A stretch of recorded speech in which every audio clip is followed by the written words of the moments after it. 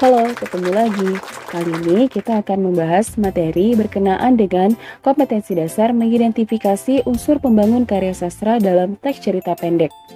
Tujuan pembelajarannya adalah siswa diharapkan dapat mengidentifikasi unsur pembangun karya sastra dalam teks cerita pendek yang dibaca atau didengar, dan menyimpulkan unsur pembangun karya sastra dalam teks cerita pendek yang dibaca ataupun didengar.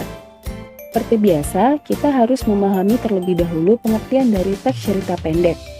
Teks cerita pendek adalah karangan pendek yang berbentuk prosa yang mengisahkan sepenggal kehidupan tokoh yang penuh pertikaian, peristiwa yang mengharukan dan menyenangkan serta mengandung pesan yang tidak mudah dilupakan.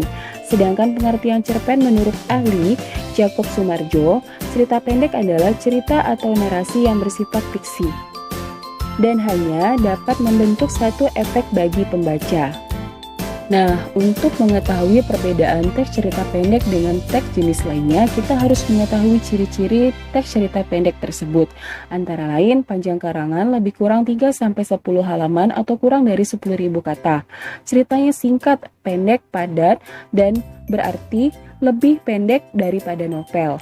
Ceritanya fiktif, penggunaan kata-katanya sangat ekonomis, habis dibaca sekali duduk, penokohannya sangat sederhana, singkat dan tidak mendalam, dan sumber cerita berasal dari kehidupan sehari-hari.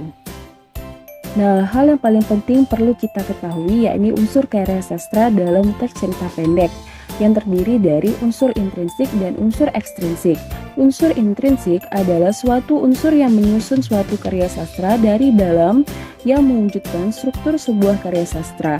Sedangkan unsur ekstrinsik adalah unsur yang berada di luar karya sastra yang dapat dijadikan pembentuk sebuah karya sastra. Untuk unsur intrinsik sendiri terdiri dari tema cerita yang merupakan suatu gagasan pokok atau ide pikiran, alur cerita atau plot yang merupakan struktur rangkaian kejadian dalam cerita, penokohan, cara pengarang menggambarkan karakter tokoh-tokoh dalam cerita, latar, keterangan mengenai ruang waktu serta suasana terjadinya peristiwa di dalam cerita, sudut pandang yang merupakan cara pengarang menempatkan dirinya terhadap cerita tersebut. Sedangkan unsur ekstrinsik sendiri terdiri dari 3 hal. Yang pertama, latar belakang masyarakat yang memengaruhi cerpen berupa faktor-faktor di lingkungan masyarakat tempat penulis berada.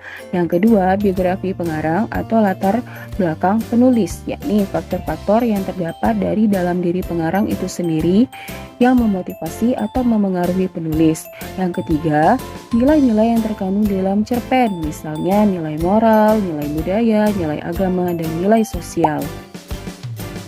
Untuk mengakhiri materi kita kali ini, ada sebuah teks cerita pendek yang berjudul Anak Bermalasan.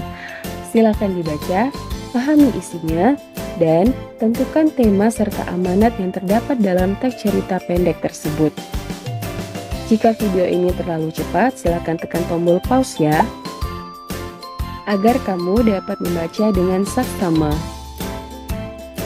Silakan tuliskan jawabanmu di kolom komentar.